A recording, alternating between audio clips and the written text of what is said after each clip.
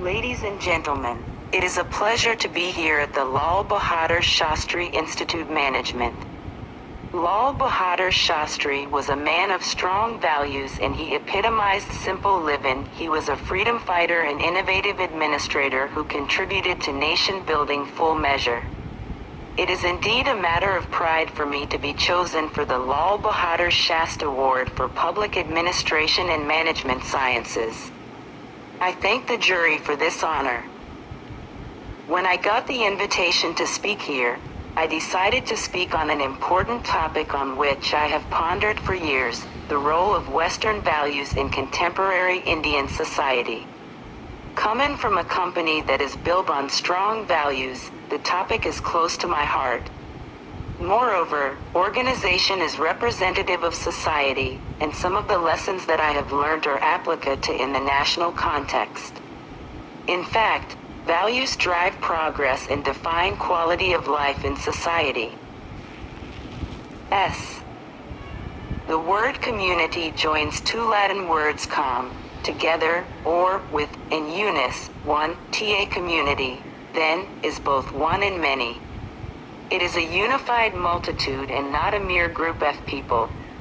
As it is said in the Vedas, man can live individually, but can survive only collective. Hence, the challenge is to form a progressive community by balancing the interests of the individual and that of the society.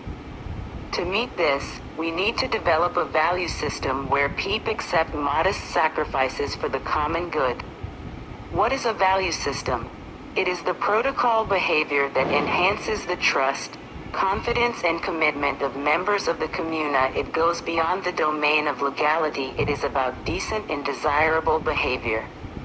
Further includes putting the community interests ahead of your own. Thus, our collective survival progress is predicated on sound values. There are two pillars of the cultural value system: loyalty to family and loyalty to community. One should not be in isolation to the other, because successful societies are those which combine both harmoniously. It is in this context that I discuss the role of Western values in contemporary Indian society.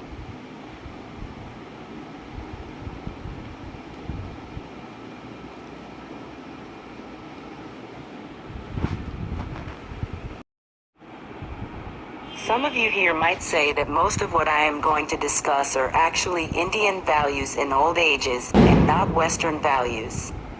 I live in the present, not in the bygone era.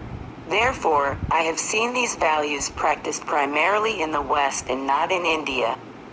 Hence, the title of the topic. Arthi, I am happy as long as we practice these values, whether we call it Western or old Indian values. As an Indian, I am proud to be part of a culture which has deep-rooted family values. We have tremendous loyalty to the family. For instance, parents make enormous sacrifices for their children. They support them until they can stand on their own feet. On the other side, children consider it their duty to take care of aged parents. We believe, Matru Devo Bhava, Mother is God, and Pitru Devo Bhava, Father is God. Further, brothers and sisters sacrifice for each other. In fact, the eldest brother or sister is respected by all the other siblings. As for marriage, it is held to be a sacred union. Husband and wife are bonded, most often, for life. In joint families, the entire family works towards the welfare of the family. There is so much love and affection in our family life. This is the essence of Indian values and one of our key strengths.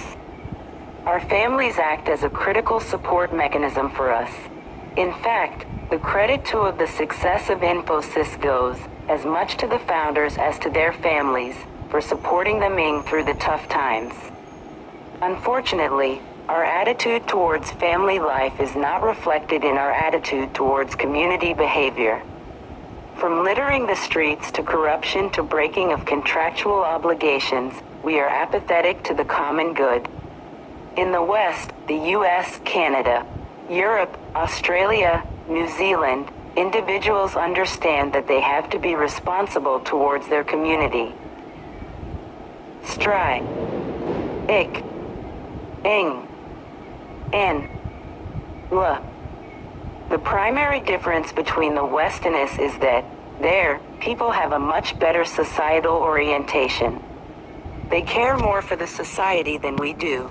Further, they generally sacrifice more for the society than us.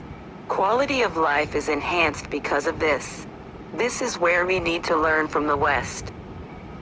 I will talk about some of the lessons that we, Indians, can learn from the West.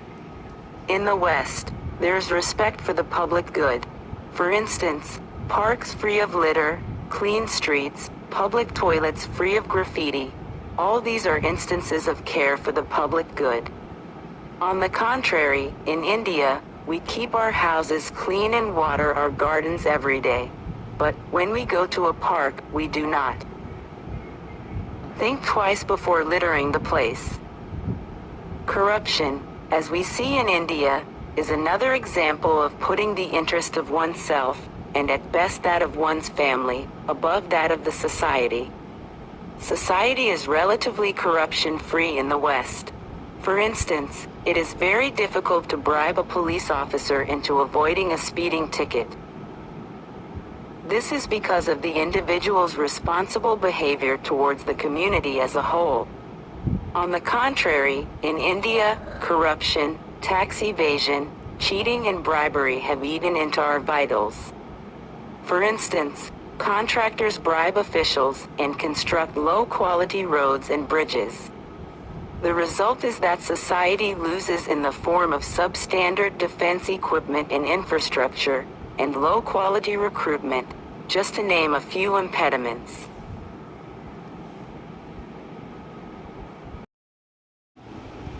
Apathy in solving community inates has held us back from making progress, which otherwise within our reach. We see serious problems around us but do not try to solve. We behave as if the problems do not exist or is somebody else's.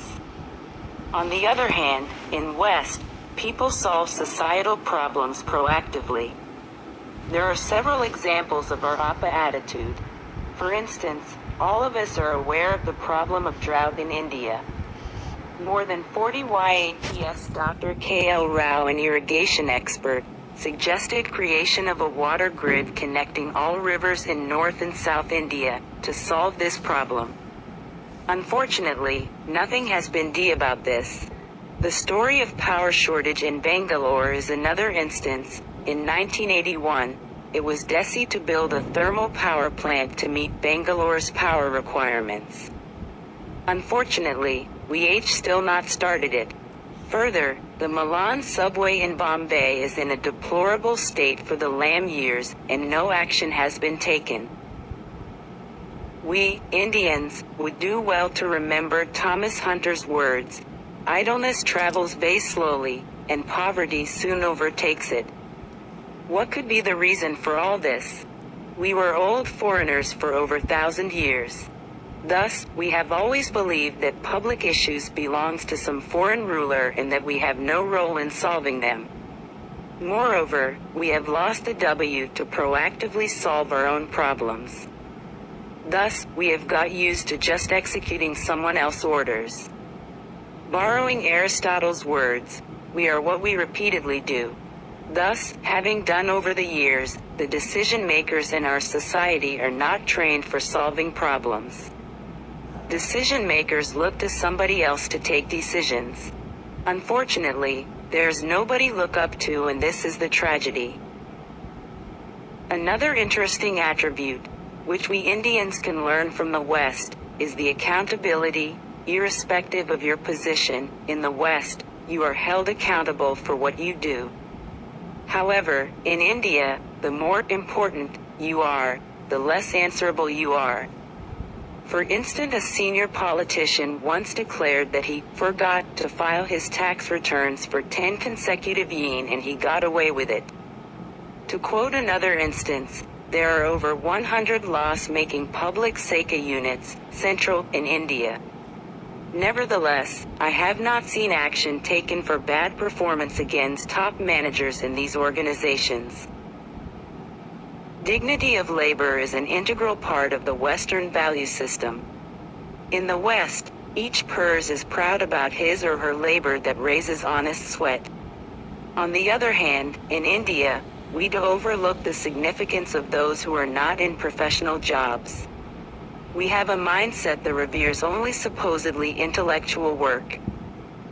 For instance, I have seen many engineers, fresh from college, who only want to do cutting-edge work and not work that is of relevance to business and the country. However, be it organization or society, there are different people performing different roles. For success, these people are required to discharge their duties. This includes everyone from the CEO, the person who serves tea. Every role is important. Hence, we need a mindset that revere everyone who puts in honest work. Apathy in solving.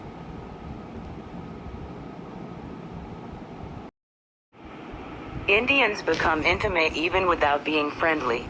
They ask favors of strangers without any hesitation. For instance, the other day, while I was traveling from Bangalore to Montreal, I met a fellow traveler on the train. Hardly 5 minutes into the conversation, he requested me to speak to his MD about removing him from the bottom 10% list in his company, earmarked for disciplinary action.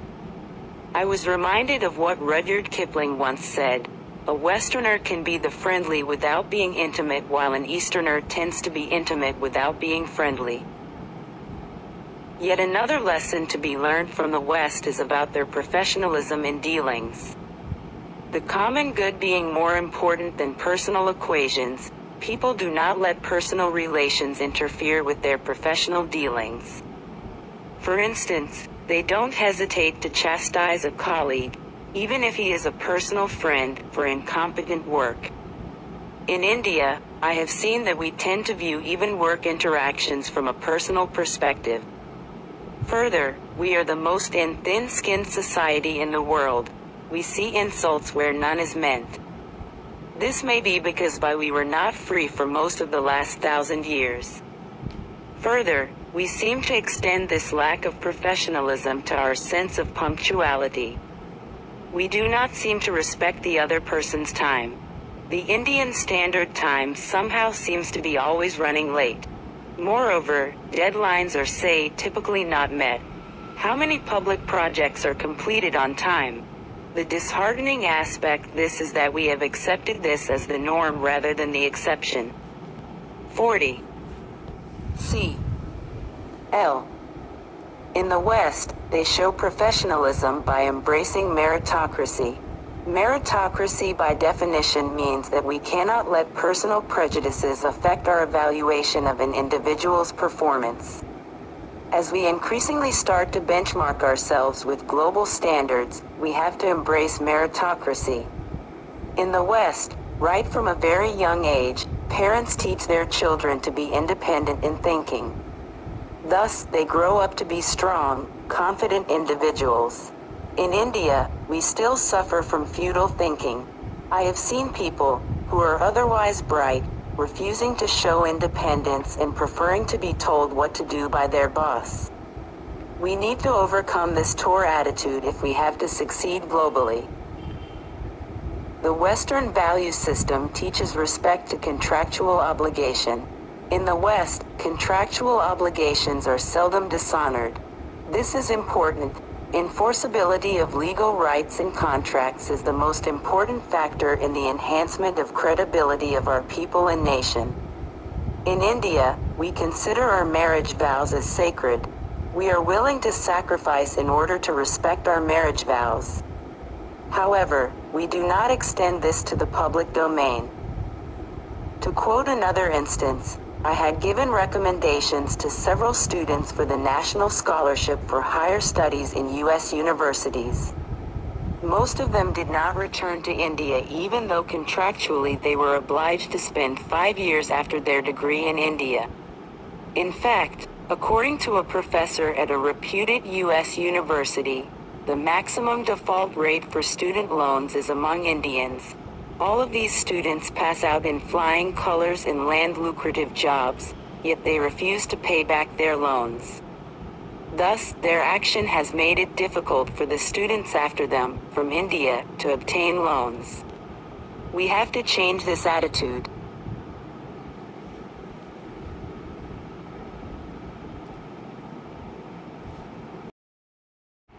Pros. Further, we Indians do not display intellectual honesty.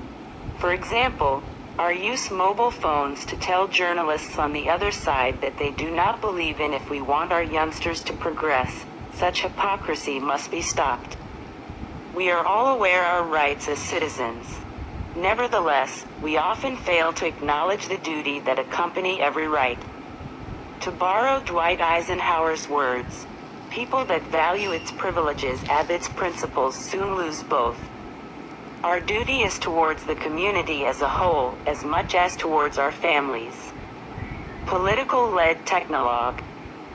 Graphid. Avasic. Imp.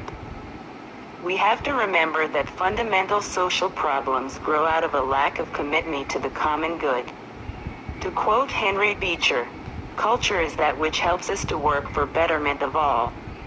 Hence, friends, I do believe that we can make our society even better assimilating these Western values into our own culture. We will be stronger for it.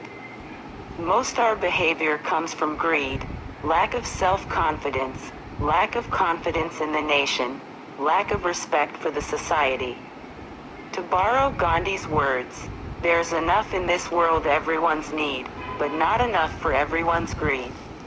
Let us work towards a society where we do unto others what we would have others do unto us. Let us all be responsible citizens who make our country a great place to live. In the words of Churchill, responsibility is price of greatness. We have to extend our family values beyond the boundaries of our home. APA. PR. Finally, let us work towards maximum welfare of the maximum people samasta janana sukhino bhavantu. Thus, let us, people of this generation, conduct ourselves as great citizens rather than just good people so that we can serve as good examples for our younger generatio.